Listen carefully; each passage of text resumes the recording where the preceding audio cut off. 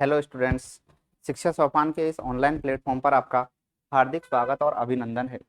जैसा कि आप देख रहे हैं, आज से शिक्षा सोपान के इस ऑनलाइन प्लेटफॉर्म पर एक नया बैच एलडीसी 2026 उसका आरंभ बैच 1.0 शुरुआत किया है। इसमें 5 जुलाई को होने वाली एग्जाम में आप लोगों के लिए एक विशिष्ट बहुत बेस्ट कंटेंट यहाँ पर तैयार किया जा रहा है। जीरो लेवल से लेकर, जैसा कि आप यहाँ पर देख रहे हैं, जीरो से लेकर साइंस का पूरा हाई लेवल तक का कंटेंट, जो कि अधीनस्थ बोर्ड लेवल का जो क्वेश्चंस पूछे जाते हैं, सारा का सारा यहाँ पर तैयार किया जाएगा। इसमें इस बैच में आपको ऑनलाइन क्लासेस के साथ साथ नोट्स नोट्स के साथ साथ आपको प्रीवियस ईयर के क्वेश्चंस, वो सारे क्वेश्चंस भी सॉल्व करवाए जाएंगे जो पिछली एग्जामों में, जैसे एसएससी में हुई, बाकी की जितनी भी सारी एग्जाम रेलवे हुई, उन सारे क्वेश्चंस आपको सॉल्व करवाए जाएंगे। मेन उद्देश्य ये रहेगा हमारा कि अब की बार स्टूडेंट्सों को किस तरीके से 50 के 50 क्वेश्चंस पूरे किए जाए। हमारा मेन उद्देश्य, इस चीज के लिए हमने ये आरंभ बैच 1.0 शुरुआत किया है। इसमें आपको मिलने वाला क्या क्या है, 2 मिनट में आपको ये बता देता हूं। इसमें पहले आपको क्लास मिलेगी, जो भी टॉपिक है वो टॉपिक से संबंधित कंप्लीट आपको एनालिसिस मिलेगा, बहुत जीरो लेवल से लेकर हाई लेवल तक का उसमें आपको एक्सप्लेनेशन मिलेगा, पूरा समझाया जाएगा। उसके बाद उससे रिगार्डिंग जितने भी सारे क्वेश्चंस प्रीवियस ईयर में आए हैं वो मिलेंगे ही मिलेंगे, साथ में आपको नए क्वेश्चंस यहीं पर ही सॉल्व करवाए जाएंगे। हमारा उद्देश्य ये है कि आपकी इस तैयारी को इतना बेहतरीन ले जाए, इतना बेहतरीन ले जाए, जिससे कि कोई भी टॉपिक आपका मिस ना हो, उससे संबंधित कोई भी क्वेश्चंस एग्जाम में आए वो आपका गलत ना हो। हमारा उद्देश्य आप लोगों के लिए यही है कि आपका 50 के 50 क्वेश्चंस, 50 में से 50 क्वेश्चन सॉल्व करवाना हमारा पहला उद्देश्य यही रहेगा। जैसा कि पहला चैप्टर आपके लिए शुरुआत किया है एलडीसी का, उसमें है रासायनिक समीकरण एवं अभिक्रिया, जो कि आपको पता है इसमें इस तरीके के क्वेश्चंस आने वाले। इसमें रासायनिक समीकरण, अभिक्रिया, उत्प्रेरक से संबंधित सारे के सारे इसमें टॉपिक्स है। उसमें क्वेश्चंस का जो लेवल रहता है इस वाले टॉपिक से, वो समीकरण बेस पर रहता है। उन समीकरण को कैसे सॉल्व किया जाए, किस तरीके से उनको सॉल्व करना है, कैसे इक्वेशंस बैलेंस करनी है, कैसे उनको क्या करना, उस क्वेश्चंस को हमको समझना है। तो इसके लिए हमने इस शिक्षा सोपान के इस ऑनलाइन प्लेटफॉर्म पर आपके लिए आज से शुरू किया है आरंभ बैच 1.0। आपको पहले ही बता दिया गया है कि वो सारी चीजें मिलने वाली है। मैं आपका दोस्त के सर विज्ञान के साथ आपको वो सारी चीजें लास्ट तक, जब तक आपकी एग्जाम नहीं होगी, वो सारी चीजें प्रोवाइड करवाऊंगा जो आपके लिए बहुत महत्वपूर्ण है। आइए हम शुरुआत करते हैं हमारे इसी बैच के साथ। जैसा आपने टॉपिक देखा है कि पहला आपका चैप्टर होने वाला है रासायनिक समीकरण और अभिक्रिया। इस टॉपिक में आप मान के चलो कि आपको यदि कुछ भी नहीं आता है, तो जब तक ये टॉपिक पूरी लास्ट की वीडियो होगी, आप खुद ये कहोगे कि सर मजा आ गया। आपके यदि कोई क्वेश्चन आज तक नहीं हुआ, क्वेश्चन बैलेंस नहीं हुई, आपका केवल एक ही काम है, इस चैनल पर चुपचाप शांति से जब तक पूरी वीडियो ना हो उसको देखते रहना है। ठीक है, हम स्टार्ट करते हैं। तो केवल आप लोगों का यही काम है कि हमारे इस चैनल को आपको शेयर करना है, जितना हो सके उतना लाइक करना है, लाइक के साथ साथ सब्सक्राइब भी आपको करना है। ठीक है, हम शुरुआत करते हैं रासायनिक समीकरण एवं अभिक्रिया। चैप्टर का नाम आपको शुरू में पता है, रासायनिक समीकरण एवं अभिक्रिया। अभी हम उत्प्रेरक की बात नहीं कर रहे हैं, केवल और केवल रासायनिक समीकरण एवं उत्प्रेरक की बात कर रहे हैं। क्वेश्चंस को, सारे के सारे जितने भी क्वेश्चंस होते हैं उनको सॉल्व करना, याद करना, रटना, ये सारा मेरा उद्देश्य नहीं है।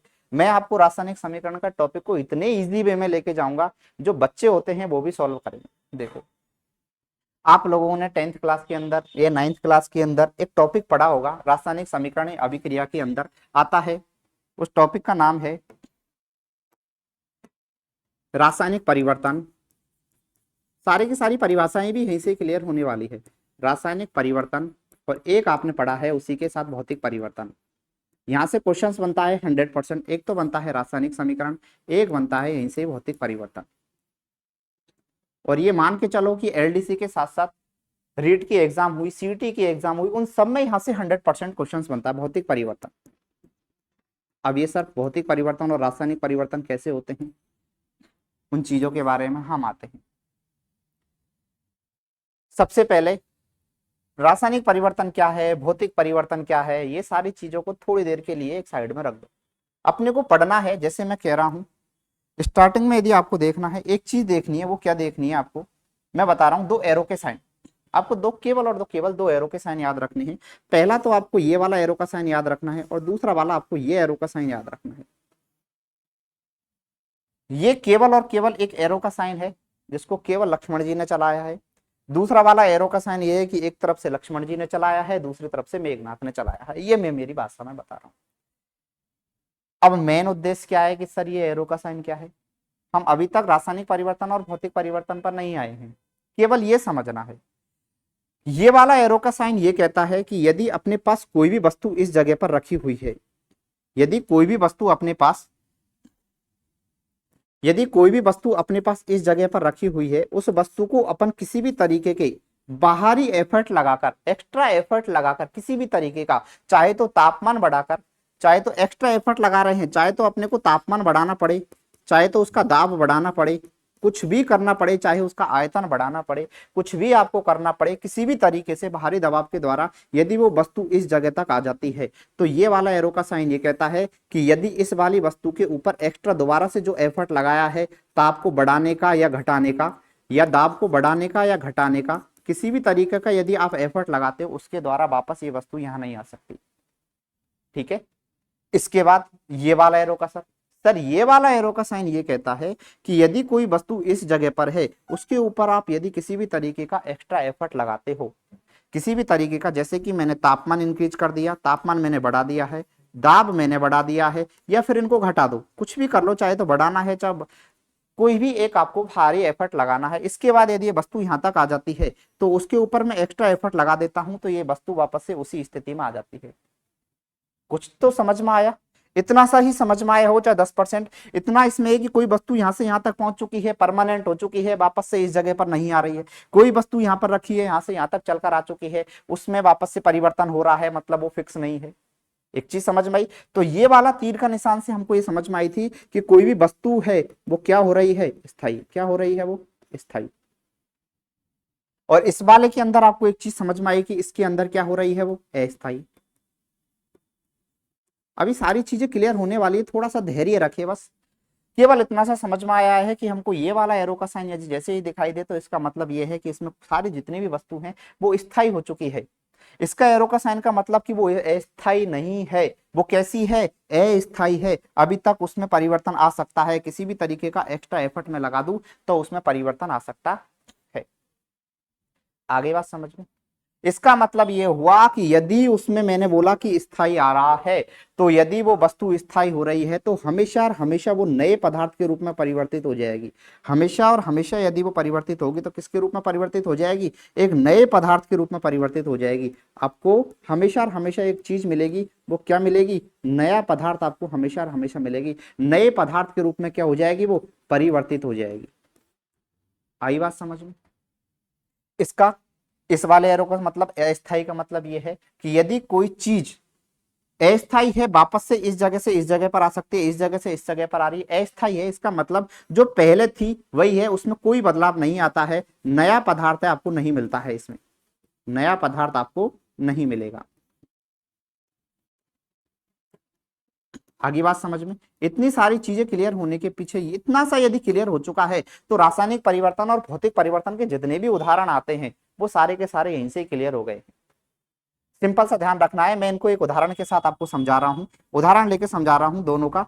एक तीर का निशान मैंने लिया और आप लोगों से डायरेक्ट ही मैं पूछना चाह रहा हूं, देखना आप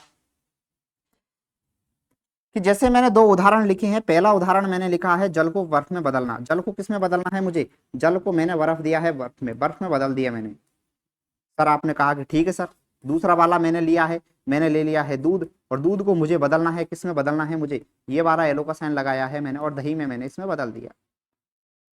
ध्यान से देखो, मैंने दो एरो का साइन लगाया। सबसे पहला तो आपका काम ये होना चाहिए, जैसे ही उदाहरण आ जाए तो आपको ये देखना है कि क्या इस जल को मैंने बर्फ में बदला है और ये एरो का साइन लगाया, क्या वो सही है क्या? सबसे पहला तो आपका ये काम होना चाहिए। दूसरा, मैंने उदाहरण लिया है दूध को बर्फ में बदल, दूध को दही में बदलने का काम लिया है। आप ध्यान से देखो कि मैंने दूध में और दही के बीच में जो एरो का साइन है, तीर का निशान लगाया, क्या वो सही है क्या? तो आप लोगों ने जैसे ही देखा कि सर जल को बर्फ में बदलना है कि सर ये तो एरो का साइन बिल्कुल ही गलत है। क्यों गलत है? कि सर हम बर्फ को वापस से किसी भी तरीके का और एक्स्ट्रा तापमान घटाकर बर्फ को वापस से हम जल में बदल सकते हैं और जल का तापमान घटाकर हम उसको बर्फ में बदल सकते हैं। तो मैंने इस एरो के साइन को थोड़ा सा क्या कर दिया, इसके अंदर करेक्शन कर दिया, और एरो का साइन मैंने ऊपर वाले के अंदर क्या लगा दिया, इस वाले के अंदर तो ये वाला लगेगा। सर अब नीचे वाला भी गलत है। नीचे वाला कैसे गलत है? सर यदि कोई चीज दूध है और दूध को मैंने दही में बदल दिया है तो इसके ऊपर मैं एक्स्ट्रा एफर्ट लगा दूं, एक्स्ट्रा एफर्ट लगाने के पीछे वापस से दही को मैं दूध में नहीं बदल सकता। तो ये वाला एरो का साइन तो बिल्कुल गलत हो गया है। तो इसके लिए कौन सा एरो का साइन आएगा? सर इसके लिए जो एरो का साइन आएगा वो ये एरो का साइन, तीर का निशान आएगा। तो आपके लिए यहां तक इतनी चीजें समझ में आ गई होगी। मैंने एक चीज और लिखी थी कि ये वाले के अंदर आपको रखना है तो वस्तु अस्थायी रहेगी, ये वाला रहेगा तो वस्तु कौन सी रहेगी, स्थायी रहेगी। आई बात समझ में? इसके बाद देखो मैंने ये कहा था कि यदि कोई वस्तु स्थायी हो रही है तो आपको हमेशा और हमेशा नया पदार्थ मिलेगा। क्या इस वाले एरो के साइन के तीर के निशान में देखो कि दूध से दही बदल रहा है, तो क्या आपको नया पदार्थ मिल रहा है या नहीं मिल रहा है? आपने कहा कि सर नया मिल रहा है। तो ये वाला परिवर्तन कैसा हो गया है, स्थायी परिवर्तन। कैसा हो चुका है ये परिवर्तन, स्थायी परिवर्तन। और दूसरे वाले के ऊपर वाले पहले नंबर का उदाहरण, उसमें देखो कि जल से बर्फ में बदल रहा है। इस बार ये वाला तीर का निशान लग रहा है, एरो का साइन लग रहा है, इसमें सारी वस्तु कैसी रहेगी, अस्थायी रहेगी। और यदि कोई वस्तु अस्थायी है तो उसमें जो पदार्थ है वो आपको नया नहीं मिलेगा। देखो नया कैसे नहीं है, जल है उसका यदि मैं फॉर्मूले की बात करूं तो जल का जो सूत्र रहता है वो H2O रहता है। यदि वो बर्फ में बदल जाता है उसके बाद भी इसका फॉर्मूला कैसा रहता है, H2O ही रहता है। इसका मतलब पहले जो चीज थी बाद में भी वही चीज है। पहली चीज समझ में आ गई? तो सर इसका मतलब ये हुआ कि यदि कोई चीज स्थायी है तो उसमें नया पदार्थ मिल रहा है। और इस तरीके का यदि कोई परिवर्तन की मैं बात करूंगा तो वो परिवर्तन अपना होगा रासायनिक परिवर्तन। कौन सा परिवर्तन होगा, रासायनिक परिवर्तन। कौन सा परिवर्तन होगा, रासायनिक परिवर्तन। रासायनिक परिवर्तन के लिए सर एक बहुत अच्छी सी चीज हमको समझ में आई थी कि जैसे ही रासायनिक परिवर्तन हमारे माइंड में आएगा हमको तुरंत ध्यान में रखना है ये वाला तीर का निशान। और ये वाले तीर का निशान जैसे ही याद में आएगा तो हमको तुरंत याद रखना है, माइंड में अनिश्चित स्थायी चीजें हो जाएगी। एक बार कोई चीज बदल गई है वापस से उसमें किसी भी तरीके का परिवर्तन नहीं आएगा। और सर दूसरी चीज हमको याद रखनी है वो ये है कि तीर के निशान के साथ स्थायी, और तीसरी चीज उसमें हमेशा हमेशा नया पदार्थ आपको मिलेगा। जैसे ही ये वाला तीर का निशान मिलेगा इसके अंदर परिवर्तन अस्थायी है, तो अस्थायी परिवर्तन जैसे ही बात आती है तो इस तरीके के परिवर्तन को हम बोलते हैं भौतिक परिवर्तन। कौन सा परिवर्तन, भौतिक परिवर्तन।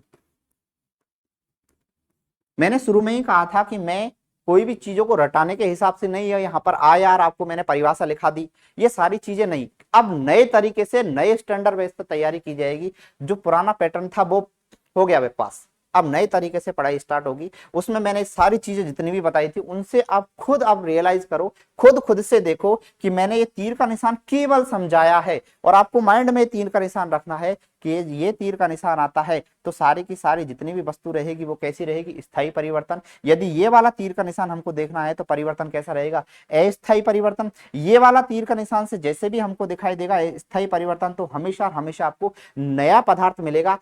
ये वाला तीर का निशान देखता है तो हमेशा आपको कभी भी नया पदार्थ नहीं मिलेगा, जो शुरुआत में थी वही लास्ट में रहेगी।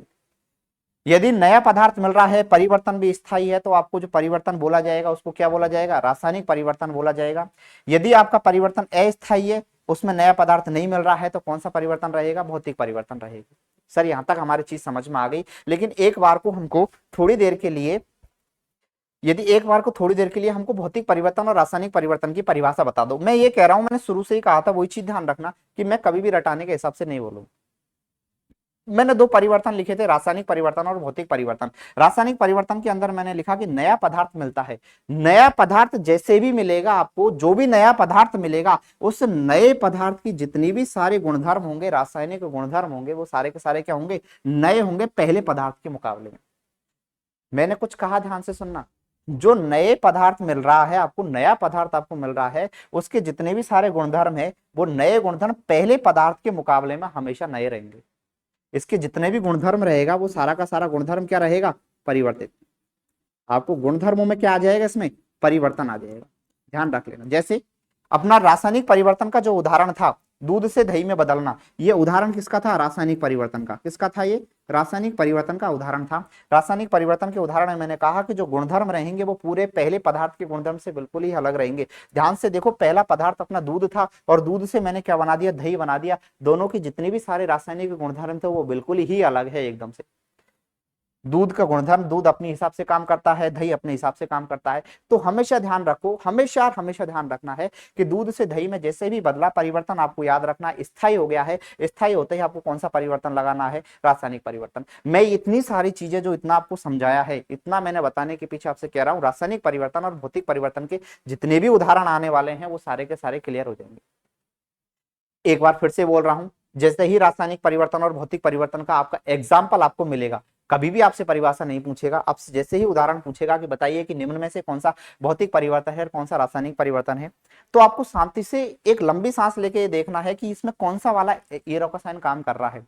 ये परिवर्तन क्या इसके अंदर स्थायी हो रहा है या अस्थायी हो रहा है, क्योंकि आप जैसे ही देखोगे आपको खुद ब खुद एग्जाम्पल बोलेगा कि मैं स्थायी हूं या स्थायी हूं। जैसे ही उसके अंदर स्थायी परिवर्तन आ रहा है कि हाँ मैं वापस से स्थायी हो चुका हूं, वापस से किसी भी तरीके से ऊपर मेरे ऊपर से क्या लगा दो, ऊपर से एक्स्ट्रा एफर्ट लगा दो, मैं वापस से पुरानी वाली पोजीशन में नहीं जाऊंगा, मैं जिस जगह पर अब आ चुका हूं उससे नहीं हिलूंगा। दूसरा वाला एरो का साइन ये कहेगा अस्थायी वाला कि नहीं मैं पहले से आ चुका हूं तो दोबारा भी उसी स्थिति में मैं जा सकता हूं। ये सारी की सारी चीजें आपको वो खुद ब खुद कहेगा।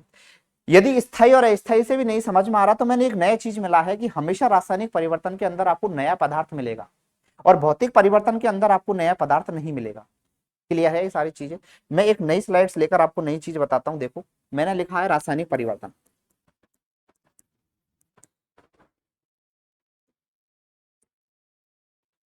रासायनिक परिवर्तन के अंदर आपको कुछ भी नहीं रखना। यदि आपको परिभाषा के तौर पर भी याद रखना है ना तो बहुत सिंपल सी परिभाषा है। रासायनिक परिवर्तन की जो परिभाषा है इतनी सिंपल परिभाषा है कि शायद विज्ञान की बुक के अंदर कोई और परिभाषा हो। सर ऐसा क्यों? देखो कैसी है इसकी परिभाषा, आपको याद रखनी है बहुत इजी वे में। जैसे ही यदि आपसे कोई भी पूछे, बाहर का कोई भी आके पूछे कि रासायनिक परिवर्तन की परिभाषा बतानी है, तो रासायनिक परिवर्तन की परिभाषा इतनी सीधी है, जो भी आपको परिवर्तन का नाम बोले, दो ही परिवर्तन है आपके पास, एक भौतिक परिवर्तन है और एक रासायनिक परिवर्तन है। भौतिक परिवर्तन का जैसे भी आता है भौतिक परिवर्तन की परिभाषा में करना है, रासायनिक परिवर्तन का आना है उसमें देखो क्या चेंज करना है, नाम कौन सा है, रासायनिक परिवर्तन। इसके गुणधर्मों में चेंज करना है, चाहे वो भौतिक हो चाहे वो रासायनिक हो, आपको केवल और केवल जो चीज चेंज करनी है वो करनी है गुणधर्मों में परिवर्तन। सर कौन से गुणधर्मों में परिवर्तन? मैंने कहा कि जो भी आपको नाम दिखाई दे उसी के ही गुणधर्मों में आपको परिवर्तन करना है। फिर से सुनो, यदि आपको रासायनिक परिवर्तन और भौतिक परिवर्तन की आपको परिभाषा यदि कोई पूछे, मैं लिख देता हूं दोनों ही साथ में, रासायनिक परिवर्तन और भौतिक परिवर्तन की यदि आपको कोई परिभाषा पूछे साथ में कि सर इन दोनों की परिभाषा हमको बतानी है, तो इनकी परिभाषा बहुत इजी है। वैसे कोई पूछता नहीं है कंपटीशन के एग्जाम में, लेकिन क्या मैंने कहा कि जीरो से स्टार्ट हो रहा है तो उन सारे बच्चों के लिए किसी को आता है किसी को नहीं आता है, तो उन सब के लिए है कि रासायनिक परिवर्तन किसको बताना है, नाम कौन सा है, रासायनिक परिवर्तन। गुणधर्मों में किस में चेंज होगा, रासायनिक गुणधर्मों में चेंज होगा। मैंने कहा कि सर भौतिक परिवर्तन की परिभाषा बताइए, नाम क्या है, भौतिक परिवर्तन। कौन से गुणधर्मों में चेंज होगा, भौतिक गुणधर्मों में चेंज होगा। कैसे कि मैंने दोबारा से लिख के बता रहा हूं कि वह परिवर्तन जिसके, मैंने कहा कौन से गुणधर्मों में चेंज करना है, नाम क्या है, रासायनिक परिवर्तन। कौन से गुणधर्मों में चेंज करना है, जो नाम है वही गुणधर्म में चेंज करना है, जिसके रासायनिक गुणधर्मों में क्या होता है, परिवर्तन। रासायनिक गुणधर्मों में क्या होता है, परिवर्तन।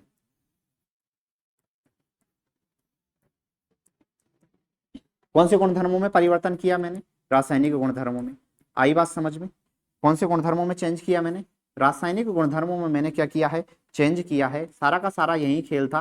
रासायनिक गुणधर्मों में परिवर्तन हो गया, क्या कहलाता है, रासायनिक गुणधर्मों में परिवर्तन होता है, रासायनिक परिवर्तन कहलाता है।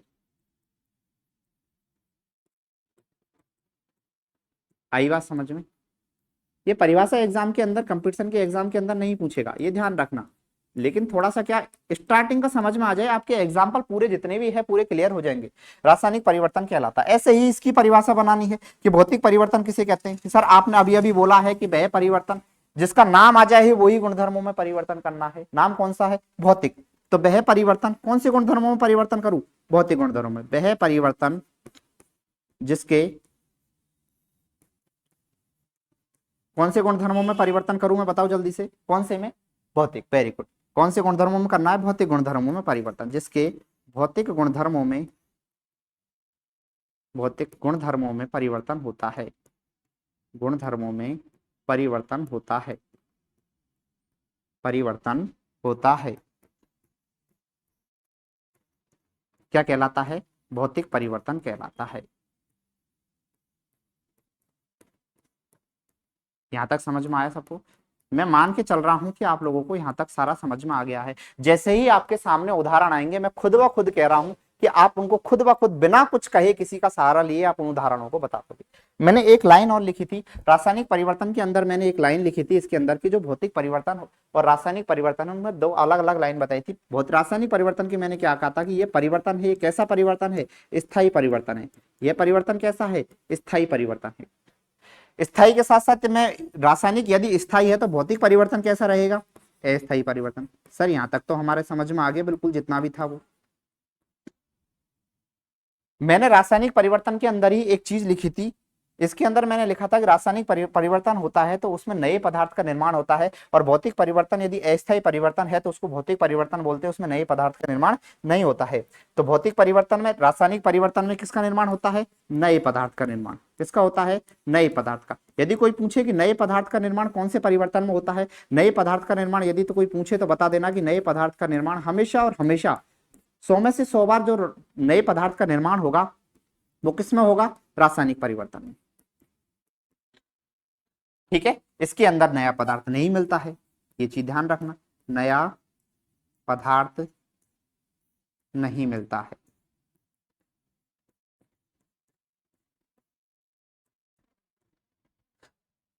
आगे बात समझ में? इतनी सारी चीजें समझ में आ गई, तो इसके बाद अपने पास कुछ भी नहीं बता, रासायनिक परिवर्तन और भौतिक परिवर्तन से उदाहरण ही बचा है, और उदाहरणों को तो आप खुद ब खुद कर दोगे।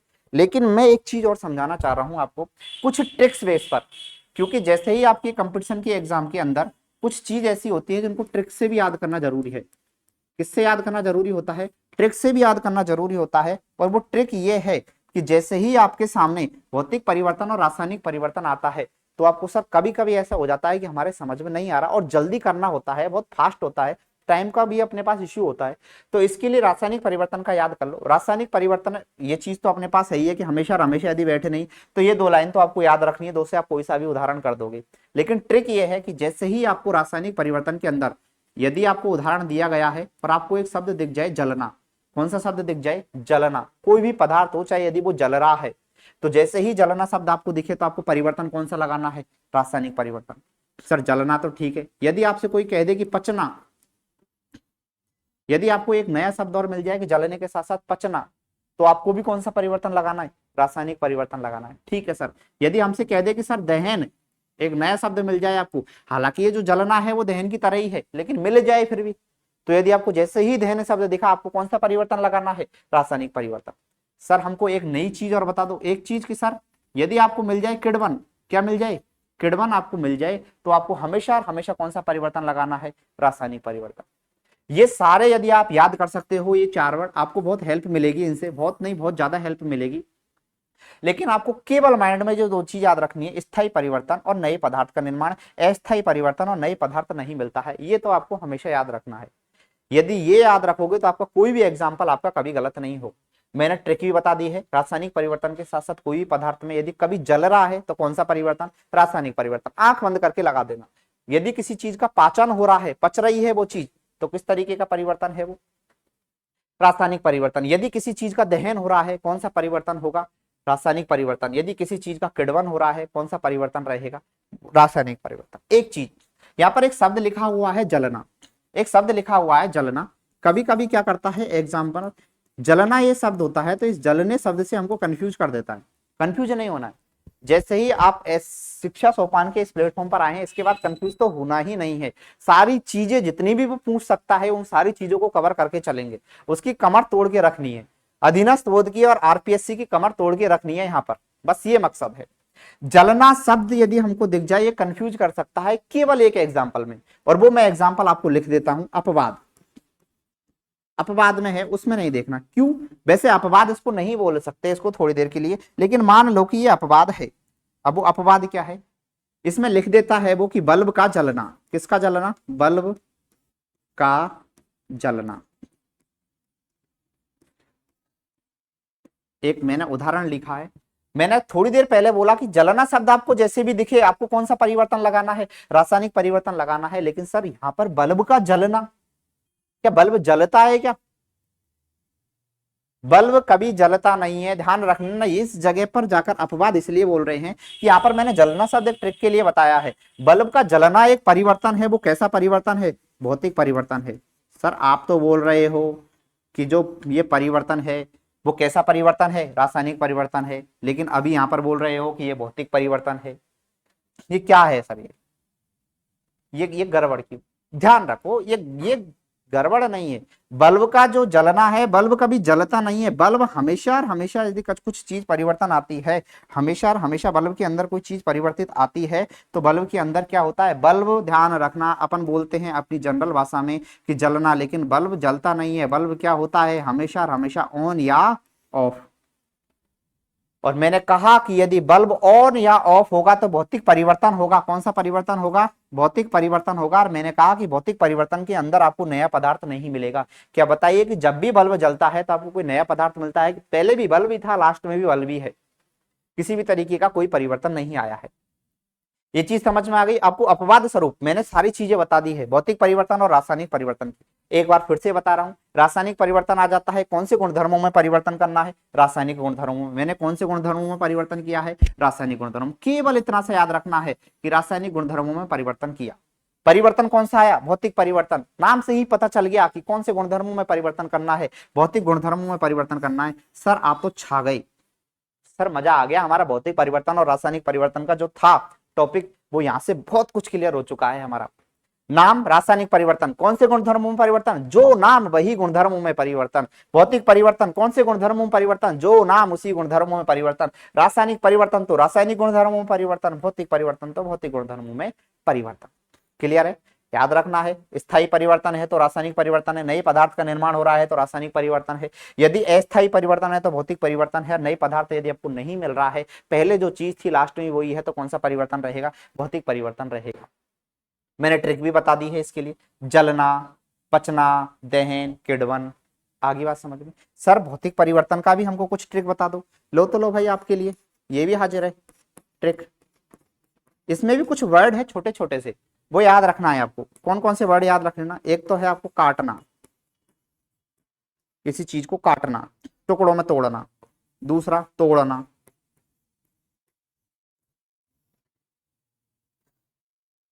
आगे बात समझ में? यदि मैं इसका हूं कि तीसरा यदि उदाहरण ले ले अपन का, बल्ब का जलना आपको याद रखना भौतिक परिवर्तन के अंदर आता है। ठीक है? इसके अंदर यदि कोई चीज आ जाए, जैसे कि आप एक कभी कभी बोल देते हैं कि बर्फ का जमना, तो बर्फ का जमना भी भौतिक परिवर्तन के अंदर आता है। तो जमना शब्द भी आ जाता है, लेकिन इसको याद मत रखो। आप तो ये याद रख लो कि काटना या कटना, किसी भी चीज को काटना या फाड़ना, किसी भी चीज को। आगे बात समझ में? ये सारी ट्रिक्स आ गई। इसके बाद नेक्स्ट स्लाइड में देखो, मैं इनके उदाहरण समझा रहा हूं आपको। जो भी बताए ना, एक बार उनका रिवाइज करके एक बार शुरू से। मैंने शुरू से कहा रासायनिक परिवर्तन और भौतिक परिवर्तन का केवल आपको उदाहरण पूछा जाएगा। पूछेगा कि निम्न में से कौन सा रासायनिक परिवर्तन का उदाहरण है, निम्न में से कौन सा भौतिक परिवर्तन का उदाहरण है। जैसे ही आपको एमसीक्यू और डीपीपी मिलेगी, मैं आपको प्रॉमिस कर रहा हूं कि इतनी शानदार खतरनाक वाली डीपीपी मिलेगी कि एग्जाम के अंदर हो ना हो वहीं से क्वेश्चन पुट होकर आ जाए। रासायनिक परिवर्तन और भौतिक परिवर्तन, आपको ये एरो का साइन याद रखना है कि यदि इस तरीके का एरो का साइन दिखाई दिया तो परिवर्तन कौन सा होगा? रासायनिक परिवर्तन। और रासायनिक परिवर्तन के अंदर हमको हमेशा और हमेशा क्या मिलेगा? नया पदार्थ मिलेगा। क्यों मिलेगा? क्योंकि ये परिवर्तन कैसा है? स्थायी परिवर्तन है। भौतिक परिवर्तन के अंदर हमको ये साइन मिलेगा, परिवर्तन के अंदर कभी भी नया पदार्थ नहीं मिलता है। नया पदार्थ नहीं मिलता है, क्यों? क्योंकि ये एक अस्थायी परिवर्तन होता है। मैंने उदाहरण के साथ बता दिया कि जल का बर्फ में बदलना। यदि जल बर्फ में बदल रही है तो वापस से बर्फ को हम किस में बदल सकते हैं? ताप। किस में बदल सकते हैं? जल में बदल सकते हैं। दूध को मैंने किस में बदला है? दही में बदल दिया। अब आप किसी भी तरीके से, चाहे कितना भी मंत्र पढ़ लो, कुछ भी कर लो आप, चाहे तो आप ब्रह्मा जी बन जाओ, चाहे और कोई सा भी देवता बन जाओ, लेकिन अब दूध को आप दही में नहीं बदल सकते आप। आई बात समझ में? मतलब क्या हो चुका है कि ये एक स्थायी परिवर्तन है, ये एक अस्थायी परिवर्तन है। इसके बाद नेक्स्ट स्लाइड में मैंने इनकी परिभाषा बताई थी। नेक्स्ट स्लाइड के अंदर आपको मैंने परिभाषा बताई कि रासायनिक परिवर्तन और भौतिक परिवर्तन की। मैंने वहीं से आपको परिभाषा कि नाम क्या है? रासायनिक परिवर्तन। कौन से गुणधर्मों में परिवर्तन? रासायनिक गुणधर्मों में परिवर्तन। नाम कौन सा है? भौतिक परिवर्तन। कौन से गुणधर्मों में परिवर्तन? भौतिक गुणधर्मों में परिवर्तन। इतने मोटे मोटे नोट्स बनाने के बाद भी आपका सिलेक्शन नहीं हो तो वो सारी कोचिंग्स, इंस्टीट्यूट्स वो किस काम की? मेरा ये उद्देश्य है हमारे शिक्षा सोपान का ये कोचिंग का यही उद्देश्य है कि आपको जितना जल्दी हो सके इस बेरोजगारी के टाइम में बहुत जल्दी सिलेक्शन मिल जाए, ऐसा कंटेंट आपको प्रोवाइड करवाया जाएगा। धीरे धीरे आप देखते चलो कि आपको वो सारी चीजें, आप खुद नहीं कह दो कि सर शिक्षा सोपान जो चैनल है राजस्थान में छा गया। यदि आपको ये शब्द मिले जलना, पचना, दहन, किडवन, ये सारे के सारे जो है वो किसके परिवर्तन है? रासायनिक परिवर्तन के। भौतिक परिवर्तन का यदि उदाहरण आ रहा है तो आपको ये सारे की सारी चीजें याद रखनी है। नेक्स्ट, 1 मिनट का टाइम लगेगा आपको। जितने भी सारे हमारे दोस्त हैं इस चैनल से नए जुड़ रहे हैं, आपको 1 मिनट लगेगी। चैनल को यदि आपको अच्छा लग रहा है, पसंद आ रहा है, तो जितनी भी सारी वीडियो होती है उसको चैनल को सब्सक्राइब करें और लाइक भी करें, और कमेंट जो आपको अच्छा लगे, जैसा भी आपको अच्छा लगे वो पढ़े। ठीक है, देखो रासायनिक परिवर्तन के उदाहरण, जो इंपॉर्टेंट उदाहरण होंगे वो तो मैं आपको बताऊंगा ही, लेकिन नॉर्मल वे से शुरू करते हैं। रासायनिक परिवर्तन के उदाहरण देखो ध्यान से। रासायनिक परिवर्तन के उदाहरण की मैंने बात की, ऐसा परिवर्तन जिसके रासायनिक गुणधर्मों में परिवर्तन होता है और नया पदार्थ मिलता है। दिमाग में रखना है बस, नया पदार्थ मिलता है। पहली चीज मैंने लिखा है, बहुत इंपॉर्टेंट, बहुत इंपॉर्टेंट है, स्टार लगा रहा हूं, कोयले का दहन। किसका? कोयले का दहन। कोयले का दहन, या तो कोयले का दहन लिख लो या कोयले का जलना, एक ही चीज है, ध्यान रखना। दूसरा मैं उदाहरण लिख रहा हूं, लकड़ी का जलना। तीसरा उदाहरण, फल व सब्जियों का पकना। फल व सब्जियों का पकना। चौथा उदाहरण, दूध का दही में बदलना।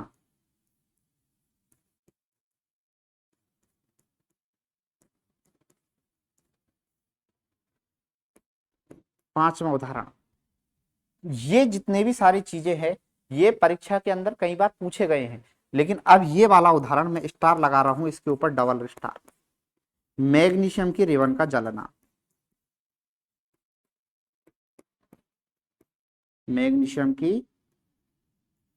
रिबन का जलना। ये सारे जितने भी उदाहरण थे ऊपर के, ये हमने जनरली देख रखे थे। कोयले का दहन, लकड़ी का दहन, फल व सब्जियों का पकना, दूध का दही में बदलना, मैग्नीशियम की रिबन का। लेकिन ये मैग्नीशियम की रिबन है, ये हमने नया देखा है, ये इंपॉर्टेंट है, एग्जाम के अंदर पूछा भी गया है। मैग्नीशियम की रिबन का जलना किस तरीके का परिवर्तन है? मैं शुरू में ही वही चीज पर आ रहा हूं कि रासायनिक परिवर्तन, हमको हमेशा हमेशा रासायनिक परिवर्तन के अंदर नए पदार्थ का निर्माण होता है। किसका निर्माण होता है? नए पदार्थ का निर्माण होता है। ध्यान रखो, वो सारी चीजें ध्यान रखना। किस पदार्थ का निर्माण हो रहा है? नए पदार्थ का निर्माण। नए पदार्थ का निर्माण हो रहा है, हमको देखना है। जब कोयले का दहन होता है तो कोयले के दहन, कोयले के जलने के बाद, जब कोयला है, कोयला यदि जल जाता है, कोयले के जलने के बाद जो लास्ट में जो चीज बनेगी वो क्या बनती है? राख। मुझे एक चीज बताइए, क्या इस राख से वापस से कोयला बना सकते हैं क्या? कोई है क्या ऐसा कि राख से कोयला बना सकता है? नहीं बन सकता ना। दूसरा देखो, लकड़ी का जलना, ये लकड़ी थी स्टार्टिंग में, लकड़ी जल गई और जलने के पीछे भी इससे क्या बनता है? या तो राख बनती है या फिर क्या बनता है? कोयला बनता है। या तो राख बनती है या क्या बनता है? कोयला बनता है। एक चीज बताओ, राख से आप वापस से कोयला बना सकते हो क्या? कोयले से को जलाकर तो आपने राख बना दिया, लकड़ी को जलाकर आपने राख या कोयला बना दिया। कोयले को से या राख से वापस से लकड़ी बना सकते हो? कोई पॉसिबल है क्या चीज ऐसी? कोई समझ में आनी चीज है क्या? फल व सब्जी एक बार पक गई, भाई मान लो कि कैरी है, गर्मियों का सीजन आ गया है, कैरी है, हरी कैरी है, उस हरी कैरी को वापस धीरे धीरे टाइम के बाद वो आम में बदल गया। वो कैरी किस में बदल गई? आम में बदल गई। आम में बदलने के बाद पहले जब वो कैरी थी तब उसका कुछ अलग गुणधर्म था, जब वो कैरी में बदल गई है, देखो ध्यान से, वो कैरी थी, वो कैरी किस में बदल गई है? किस में बदल गई है? वो आम में बदल गई। दोनों का ध्यान से देखो, हम पहली चीज तो ये है कि इसका जो आम बन रहा है कैरी से, वो एक नया पदार्थ बन रहा है। पहली चीज क्लियर, आपको नया पदार्थ मिल रहा है। दूसरी चीज, आम से क्या आप कैरी बना सकते हो क्या? वापस नहीं बना सकते। क्या स्थायी भी हो चुका है क्या? नया पदार्थ भी मिला है आपको। पूरी चीजें देखो, नया पदार्थ भी मिला है इसके अंदर, स्थायी भी हो गया है, कैसा हो गया है, स्थायी भी हो गया। साथ में एक चीज और देखो, कैरी के जो गुणधर्म थे क्या वो आम के गुणधर्म के समान है क्या, दोनों के गुणधर्म समान है क्या, कैरी के गुणधर्म कुछ और है, आम के गुणधर्म कुछ और है, दोनों के ही गुणधर्म अलग अलग है। तो कहा गया है कि यदि रासायनिक गुणधर्मों में इसके रासायनिक गुण कुछ अलग थे, इसके रासायनिक गुण कुछ अलग हो गए, कैरी थी स्टार्टिंग में खट्टी लगती है, आम हो गया मीठा लगता है, गुणधर्म ही सारे के सारे चेंज हो गए हैं, जज्बात ही बदल गए, हालात ही बदल गए, सब कुछ ही चेंज हो गया इसके अंदर। तो क्या एक चीज बताइए कि नया परिवर्तन, नया पदार्थ ही मिला, क्या स्थायी परिवर्तन भी हुआ क्या? दूध का दही में बदलना भाई साहब, ये एग्जांपल तो ऐसा है ना, इतना फेवरेट है भाई साहब, ये उदाहरण तो कितनी बार परीक्षा के अंदर पूछा गया है। अधीनस्थ बोर्ड ने और आरपीएससी का तो ये मान के चलो कि ऐसा लगता है कि खुद का बच्चा है ये। जब जब उसको रासायनिक परिवर्तन का उदाहरण देना होगा तो दूध का दही में बदलने का उदाहरण तो वो कभी ना कभी टपका ही देता है। अब थोड़ा सा ट्रेंड बदल चुका है, नए ट्रेंड की तरफ आ गए हैं। क्वेश्चंस का जो पैटर्न है वो आपको मिलाने वाला या फिर कथन निष्कर्ष वाले या फिर उसको है ना व्याख्या करने वाले क्वेश्चंस में आ गए। लेकिन फिर भी एक एग्जाम्पल आपको कहीं ना कहीं दिखाई देंगे। ये जो 3 एग्जाम्पल है आपको, ये आपको आगामी 3 परीक्षाओं में कहीं ना किसी तरीके के किसी ना किसी रूप में 100% दिखाई देंगे। कोई दूध का दही में बदलना, भाई साहब दूध को दही में बदल दो, ये रहा दूध, और उस दूध को किस में बदल दिया, दही में। अब आप लोग बताइए, पहली चीज, क्या दूध से आपको जो दही मिला है क्या नया पदार्थ मिला है क्या? सर आपने कहा कि बिल्कुल सर, नया पदार्थ तो हमको मिला ही मिला है, 100% मिला है नया पदार्थ। क्या आपको इसके अंदर क्या स्थायी परिवर्तन भी मिला है क्या? सर बिल्कुल, ये परिवर्तन कैसा है, स्थायी परिवर्तन भी है। एक चीज और देखो, दूध के जो रासायनिक गुणधर्म थे वो क्या दही के रासायनिक गुणधर्मों के समान है या अलग है? आप लोगों ने, मैंने कहा कि दूध के जो गुणधर्म थे वो दही के गुणधर्म से एकदम ही अलग है। मैग्नीशियम का जलना, ये एग्जाम्पल मुझे ऐसा लगता है कि आने वाली कुछ परीक्षाओं में, या तो एलडीसी की परीक्षा में या फिर किसी और परीक्षा के अंदर मैग्नीशियम की रिबन का या मैग्नीशियम की रिबन का जलना, ये एग्जाम्पल आपसे पूछा जा सकता है। या तो इसको इस फॉर्म में पूछा जाएगा या फिर इसको एक रिएक्शन के फॉर्म में भी पूछा जा सकता है। तो ये जो परिवर्तन रहेगा वो कैसा परिवर्तन रहेगा? रासायनिक परिवर्तन है, सारे के सारे जितने भी उदाहरण है स्थायी परिवर्तन, और उतने भी उदाहरण आ जाए आपका पेपर का जलना। एक चीज आपको मैं क्लियर कर रहा हूं यहां से, थोड़ा सा इस पर वापस आऊंगा मैं 1 मिनट के लिए, आप इसको ध्यान से देखो, इसको आप ध्यान से देखो। मैं आपको एक चीज समझाना चाह रहा हूं कि मेरे पास एक पेपर है, क्या है, इससे आपकी सारी चीजें क्लियर हो जाएगी। मेरे पास ये कोई पेपर है, मैंने एक पेपर लिया और उस पेपर को मैंने क्या किया, अब छोटे छोटे, ये पेपर है तो इस पेपर को मैंने छोटे छोटे पीस में, टुकड़ों में मैंने क्या काट दिया, इसको छोटे छोटे टुकड़ों में मैंने तोड़ दिया।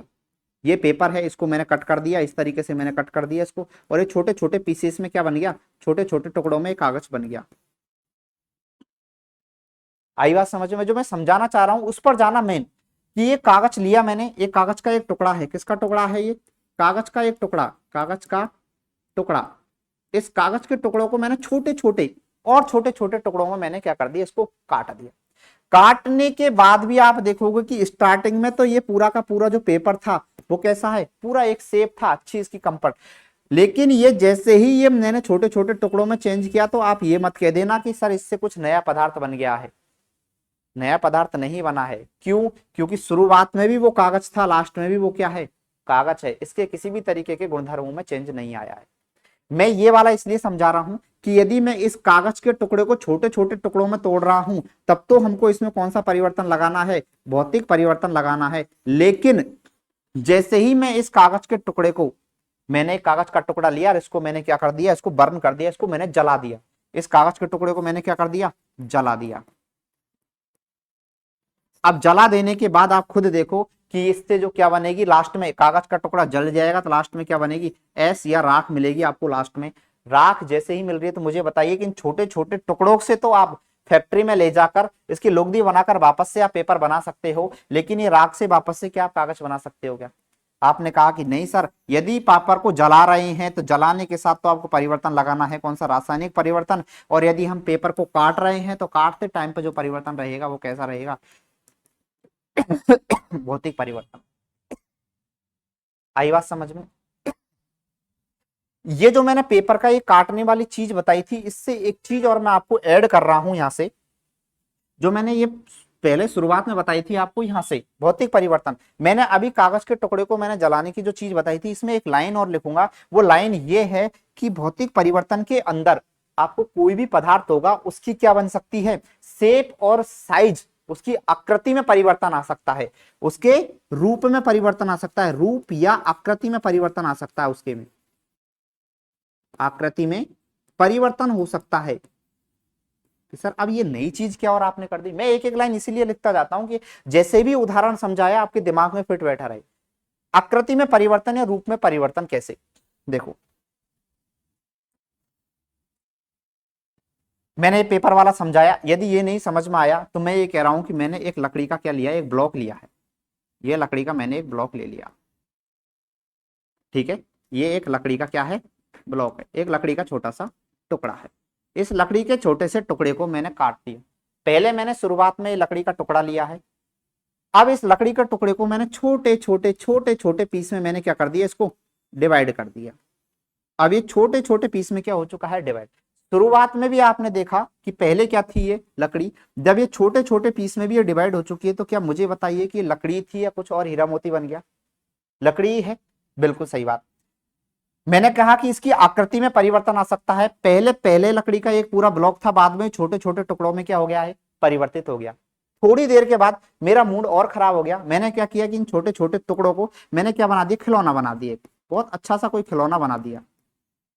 जैसे ही मैंने खिलौना बनाया उसकी आकृति पूरी की पूरी ही मैंने चेंज कर दी। पहले लकड़ी का एक टुकड़ा था, फिर छोटे छोटे टुकड़ों में मैंने इसको तोड़ा, अब मैंने इसको क्या बना दिया, खिलौना बना दिया, इसकी आकृति बिल्कुल ही चेंज कर दी। लेकिन आप ध्यान से देखो, शुरुआत में ये क्या थी, लकड़ी थी, खिलौना बनाने के बाद भी ये क्या है, लकड़ी है। क्या है, लकड़ी। क्या मुझे बताइए इसके अंदर, लकड़ी के अंदर किसी भी तरीके का कोई परिवर्तन आया क्या, पहले भी लकड़ी थी बाद में भी लकड़ी है, क्या इसके लकड़ी के गुणधर्मों में परिवर्तन आया क्या, क्या परिवर्तन आया, कुछ भी परिवर्तन नहीं आया, पहले भी लकड़ी थी लास्ट में भी लकड़ी है। तो ध्यान रखना, पेपर का कटना, पेपर लकड़ी का टूटना, लकड़ी के छोटे छोटे टुकड़ों में तोड़ना या फिर पेपर को काटना, ये सारे के सारे जितने भी परिवर्तन है वो कैसे परिवर्तन है, भौतिक परिवर्तन है। और इसी के लिए मैंने जो ये लाइन लिखी है कि भौतिक परिवर्तन में आप वापस उसी स्थिति में नहीं आ सकते, लेकिन एक चीज इसमें आ सकती है क्या, कि इसके रूप और आकृति में चेंज हो सकता है।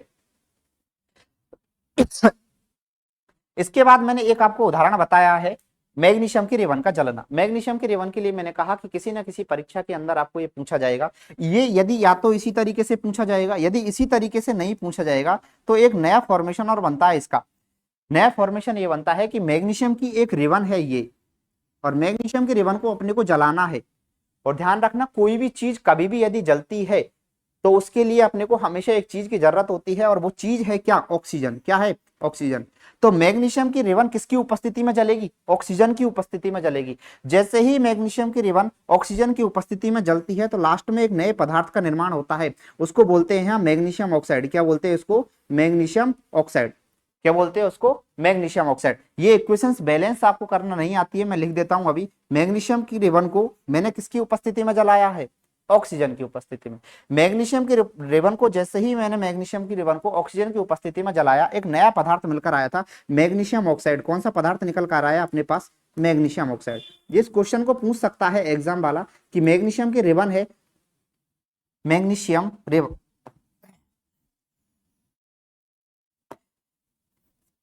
इसको क्वेश्चन एग्जामिनर इस तरीके से पूछ सकता है कि मैग्नीशियम की जो रेवन है उसको यदि आप जलाओगे किसकी उपस्थिति में, ऑक्सीजन की उपस्थिति में, जैसे ही जलाते हैं तो एक नए पदार्थ का निर्माण होता है, तो वो नया पदार्थ का नाम बताइए। तो मैग्नीशियम की रिबन को ऑक्सीजन की उपस्थिति में जलाया, तो एक तो आपसे इस तरीके से क्वेश्चन पूछ सकता है, ये लिख के दे देगा मैग्नीशियम ऑक्साइड, या तो फिर वो यही लिख के दे देगा कि नया पदार्थ जो बनता है वो कौन सा बनता है, MgO, जिसको हम क्या बोलते हैं, मैग्नीशियम ऑक्साइड। इस वाले क्वेश्चन के ऊपर मैंने स्टार क्यों लगाया है, मैं फिर से कह रहा हूं कि मैग्नीशियम की रिबन जैसे ही जलती है, मैग्नीशियम की रिबन को जलाना किसकी उपस्थिति में, ऑक्सीजन की उपस्थिति में जब जलाते हैं तो नया पदार्थ का निर्माण होता है। नया पदार्थ कौन सा है, मैग्नीशियम ऑक्साइड, और मैग्नीशियम ऑक्साइड का जो फॉर्मूला है वो कौन सा है, MgO। मैग्नीशियम की, ऑक्सीजन की और मैग्नीशियम ऑक्साइड का जो नया पदार्थ बना है, मैग्नीशियम ऑक्साइड का जो पदार्थ होता है वो सफेद कलर का एक पाउडर होता है। किस कलर का होता है, सफेद कलर का एक पाउडर होता है, सफेद पाउडर। इनके जो गुणधर्म होते हैं वो बहुत अलग होते हैं।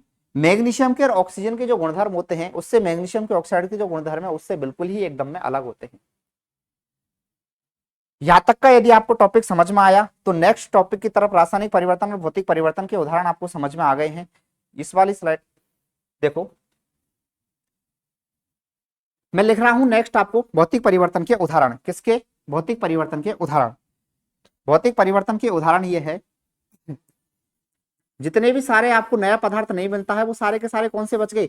भौतिक परिवर्तन के उदाहरण। ये तो बाकी के जो बचा हुआ है वो सिंपल है, बाकी का जो बचा हुआ है भौतिक परिवर्तन वो सिंपल है, इसमें कुछ भी नहीं बचा। भौतिक परिवर्तन के उदाहरण, भौतिक परिवर्तन के उदाहरण के अंदर पेपर का कटना, पेपर या कागज को काटना, कौन सा उदाहरण आ गया है? काटना शब्द जैसे ही दिखा कौन सा परिवर्तन लगाना है? भौतिक परिवर्तन लगाना है। दूसरा उदाहरण लगाना है लकड़ी के टुकड़ों का, लकड़ी को खिलौने में बदलना।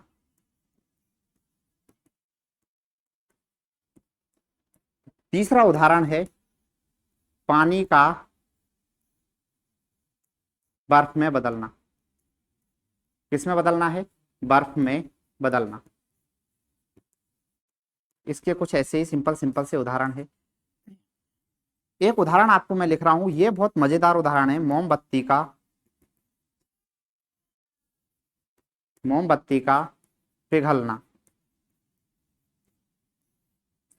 ये मैं स्टार लगा रहा हूं। ये मैं स्टार क्यों लगा रहा हूं? क्योंकि इसके बाद आप लोगों से एक छोटा सा क्वेश्चन पूछने वाला हूं। मैं एक शब्द लिखा है मैंने मोमबत्ती। कौन सा लिखा है मैंने? मोमबत्ती। ये मैंने वर्ड लिख दिया और आप लोगों से एक सिंपल सा क्वेश्चन पूछना चाह रहा हूं कि केवल आपसे ये बताइए कि एग्जाम के अंदर आया है कि मोमबत्ती में आपको परिवर्तन बताना है कि मोमबत्ती के अंदर किस तरीके का परिवर्तन है। जितना सब कुछ पढ़ा है पूरा का पूरा दिमाग झोंक देना है इसके ऊपर। और ये मैं उदाहरण इसके साथ ऑप्शन लिख रहा हूं। पहला ऑप्शन आ रहा है रासायनिक परिवर्तन। कौन सा परिवर्तन है? रासायनिक परिवर्तन। दूसरा जो उदाहरण है वो है भौतिक परिवर्तन। यदि ये वाला आपके क्लियर हो चुका है तो ये मान के चलो कि सारा का सारा क्लियर हो गया। मैं इसमें जितने भी सारे क्वेश्चंस बन रहे हैं यहाँ से वो पूरे बताऊंगा। एक इसके अंदर तीसरा उदाहरण इसका ऑप्शन बनता है रासायनिक और भौतिक परिवर्तन। और चौथा जो ऑप्शन बनता है वो बनता है नॉन ऑफ दीज। एक तो अपने पास ये बनता है, एक इसी में ही अंदर एक ऑप्शन ये भी बन सकता है रासायनिक परिवर्तन, एक ये भी बन सकता है भौतिक परिवर्तन, तीसरा ये भी बन सकता है रासायनिक परिवर्तन प्लस भौतिक परिवर्तन, और चौथा जो ऑप्शन बनेगा वो बनेगा ऑल ऑफ दीज। दोनों के अंदर केवल एक ही ऑप्शन में चेंज आ रहा है। इसके अंदर तो आ रहा नन ऑफ दीज और इसमें आ रहा ऑल ऑफ दीज। बाकी के तीन ऑप्शन सेम है।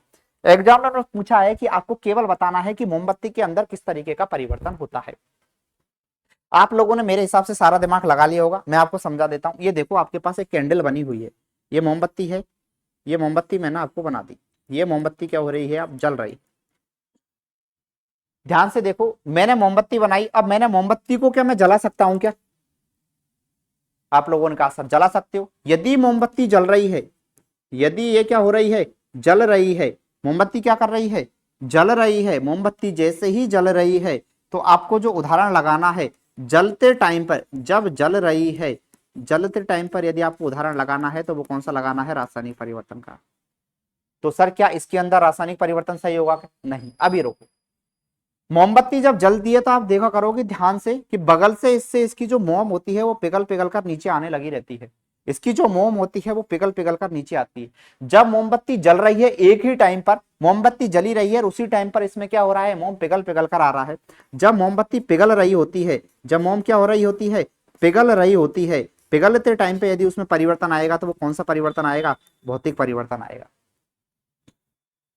आपके पास केवल ये पूछा है कि मोमबत्ती के अंदर हमको परिवर्तन बताना है। मोमबत्ती के अंदर क्या रासायनिक परिवर्तन? मैंने बताया कि सर यदि ये जलती है तब कौन सा परिवर्तन रहेगा, रासायनिक परिवर्तन रहेगा। यदि मोमबत्ती जलते टाइम पर यदि उसके अंदर से पिघल रही है, मोम पिघल रही है, तो परिवर्तन कौन सा रहेगा, भौतिक परिवर्तन रहेगा। तो सर इसके अंदर तो रासायनिक भी है भौतिक भी है, तो तीसरा ऑप्शन आपको रासायनिक और भौतिक दोनों ही दे रखा है।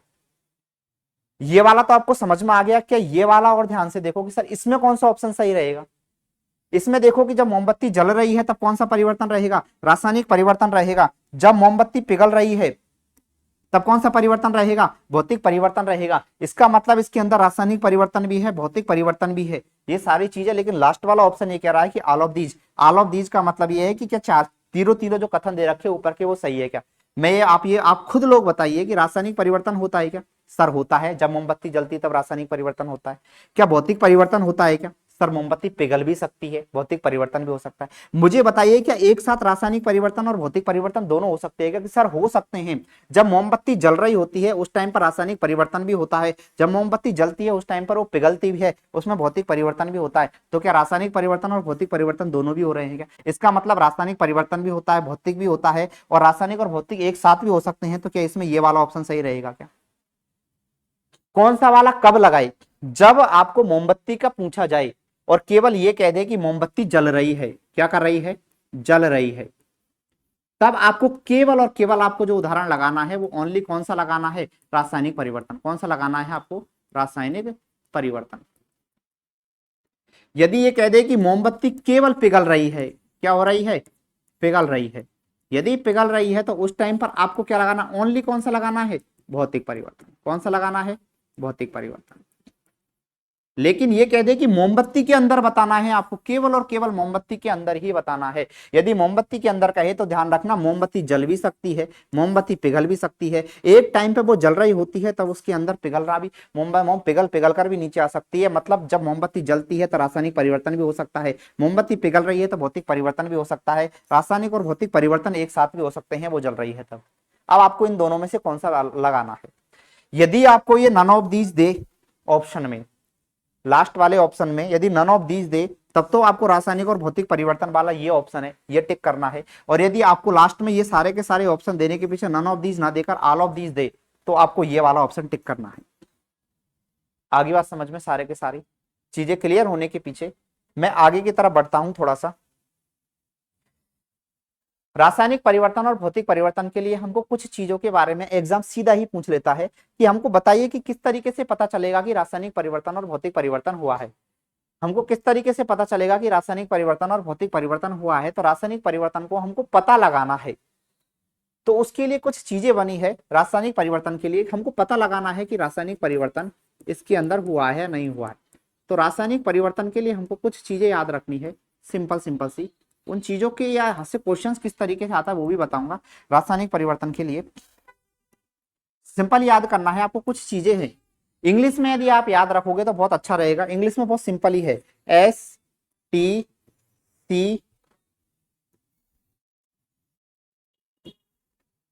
STCE। ये मैं 4 वर्ड लिख रहा हूं, इन 4 वर्डों का पहले इंग्लिश में लिख देता हूं उनका मतलब, फिर हिंदी में लिख देता हूं। ये सिंपल से 4 ट्रिक के फॉर्म में 4 वर्ड है। यदि आप इंग्लिश में याद रखोगे तो बहुत अच्छा रहेगा, क्योंकि इंग्लिश में बहुत इजीली याद हो जाएंगे 4 वर्ड। एस का मतलब होता है स्टेट चेंज। क्या होता है, स्टेट चेंज। कोई भी जो पदार्थ होगा उसकी हमेशा हमेशा क्या चीज चेंज हो जाएगी, स्टेट चेंज हो जाएगी। यदि टी का मतलब होता है तो किस चीज में चेंज करना अपने को, टेम्परेचर में चेंज करना है। किस चीज में चेंज करना है, टेम्परेचर में चेंज करना है। यदि अपना सी की बात आ जाए तो सी का मतलब होता है कलर में चेंज करना है। किस में चेंज करना है, कलर चेंज करना है। यदि आपको अगली वाली बात आ जाए कि ई का मतलब क्या होता है सर, तो ई का मतलब होता है एवोल्यूशन ऑफ गैस, गैसों का उत्सर्जन, एवोल्यूशन ऑफ गैस। इनको हिंदी में भी मैं लिख देता हूं। स्टेट चेंज का जो मतलब होता है, स्टेट चेंज का जो मतलब होता है वो होता है अवस्था में परिवर्तन। स्टेट चेंज का जो मतलब होता है वो होता है अवस्था में परिवर्तन, अवस्था में परिवर्तन। सारे के सारे इनको पूरे उदाहरण के साथ समझाऊंगा, लेकिन कभी कभी एग्जामिनर क्या करता है, इनको डायरेक्ट ही पूछ लेता है। डायरेक्ट पूछ लेता है कि निम्न में से बताइए कि इनमें से रासायनिक परिवर्तन कौन सा हो रहा है। तो आपको 4 ऑप्शन याद रखने, एक ऑप्शन और है वो भी आपको याद करना, सिंपल सा है। लेकिन धीरे धीरे जब चलेंगे तो वो भी याद हो जाएगा। पहले आपको ये चार याद रखने। चार वर्ड कौन कौन से हैं? एक एस है, एक टी है, एक सी है और एक ई है। एस टी सी ई, एस टी सी ई, ये चार वर्ड है। एस का मतलब है स्टेट चेंज, टी का मतलब है टेम्परेचर चेंज, और सी का मतलब है कलर चेंज, और ई का मतलब है एवोल्यूशन ऑफ गैस। यदि ये एवोल्यूशन ऑफ गैस याद नहीं हो रहा तो आप तो ये गैस वर्ड याद रख लेना, उसी से भी काम हो जाएगा। टेम्परेचर चेंज का मतलब होता है तापमान में परिवर्तन। किसमें परिवर्तन करना है? तापमान में परिवर्तन। सारी की सारी चीज उदाहरण के साथ ही पूछा जाएगा किस तरीके से है वो सारा। कलर चेंज मतलब रंग में परिवर्तन भी होता है इसमें। किसमें परिवर्तन होता है? रंग में परिवर्तन। और लास्ट में होता है गैसों का उत्सर्जन। किसका होता है? गैसों का उत्सर्जन।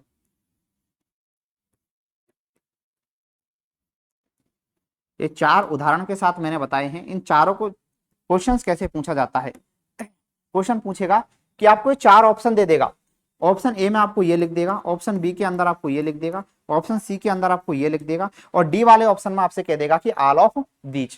या फिर ये कह देगा इसमें से आपसे कि इन चार में से कोई एक ऑप्शन आपको लिख देगा और बाकी का कुछ अलग लिख देगा, और आपसे पूछ लेगा कि इनमें से कौन सा रासायनिक परिवर्तन है।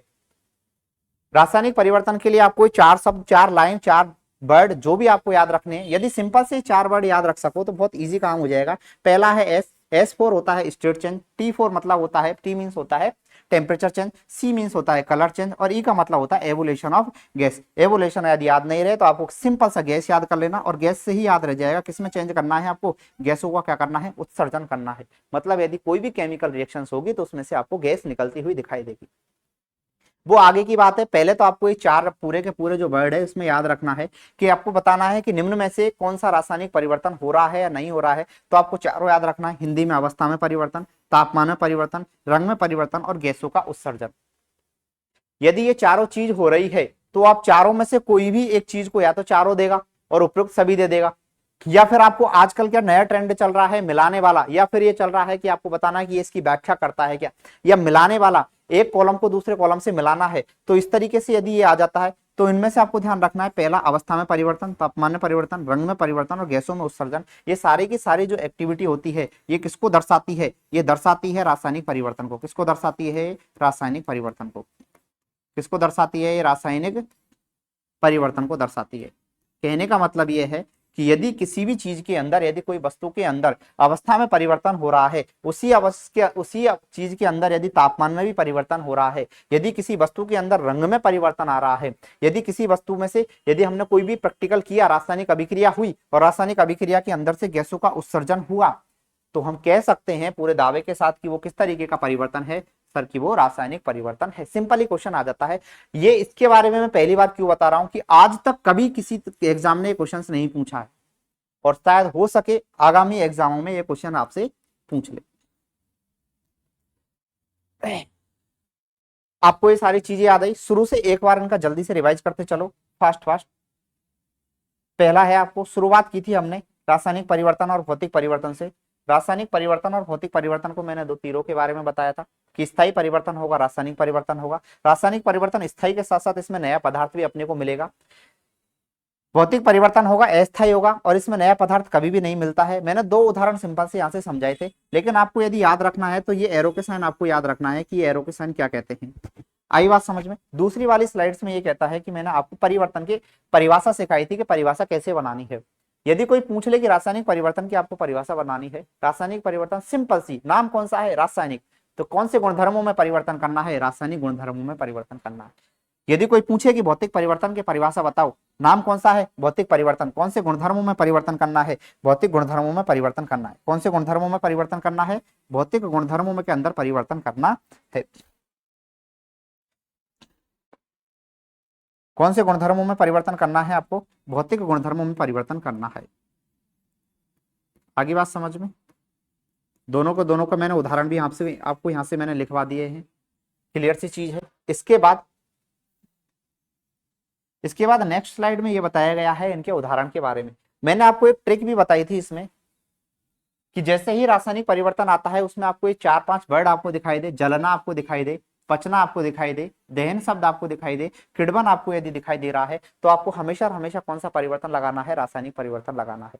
जैसे ही आपको भौतिक परिवर्तन के अंदर किसी भी चीज को काटना, फाड़ना, तोड़ना, यदि ये शब्द आपको दिखाई दे रहे हैं तो हमेशा कौन सा परिवर्तन लगाना है, भौतिक परिवर्तन लगाना है। लेकिन मैं तो ये कह रहा हूं कि आप तो केवल ये दो वर्ड याद रख लो, बस इसके अंदर ये याद रख लो, इसके अंदर ये याद रख लो कि स्थायी परिवर्तन हो रहा है और नए पदार्थ का निर्माण हो रहा है तो आपको हमेशा और हमेशा कौन सा परिवर्तन लगाना है, रासायनिक परिवर्तन लगाना है। मैंने इसके अंदर एक शब्द लिखा है जलना, तो यहां पर मैंने अपवाद के स्वरूप में लिखा है कि बल्ब का जलना, बल्ब जलता नहीं है, बल्ब हमेशा और हमेशा क्या होता है, ऑन और ऑफ होता है।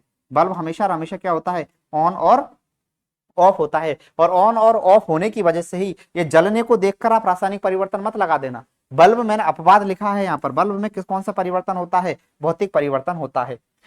ऐसे ही भौतिक परिवर्तन के मैंने उदाहरण और रासायनिक परिवर्तन के उदाहरण भी लिखवाए थे, इसके अंदर कुछ इंपॉर्टेंट है। कोयले का दहन भी लिखवाया था, लकड़ी का जलना, फल सब्जियों का पकना, दूध का दही में बदलना, मैग्नीशियम की रिबन का जलना। ये सारे के सारे ऐसे उदाहरण है जो एग्जाम में कई बार पूछे जा चुके हैं। इनसे आपको केवल इन बहुत सारे एग्जांपल्स बनते हैं, लेकिन केवल इतना सा ध्यान देना है आपको कॉन्सेप्ट क्लियर करके, क्या कोयले का दहन होता है या कोयला जलता है। जब कोयला जब जल जाता है तो लास्ट में हमको जो नया पदार्थ मिलता है वो क्या मिलता है, राख मिलता है। क्या वापस से आप राख से आप कोयला बना सकते हो क्या, किसी भी तरीके से बना सकते हो? तो आपने कहा कि सर नहीं बना सकते, तो इसका मतलब क्या हुआ कि ये परिवर्तन कैसा हो चुका है, स्थायी हो चुका है।